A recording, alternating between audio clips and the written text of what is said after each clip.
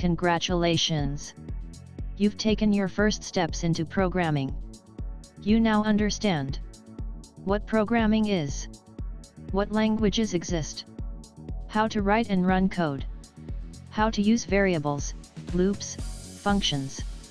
Next, you can explore building websites using HTML and CSS and JS, learning Python deeply, making mobile or web apps. Remember, everyone starts small. Keep learning.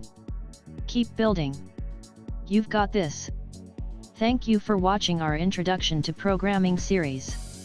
If you found these videos helpful, please give them a thumbs up, and don't forget to subscribe to our channel so you won't miss more amazing tutorials.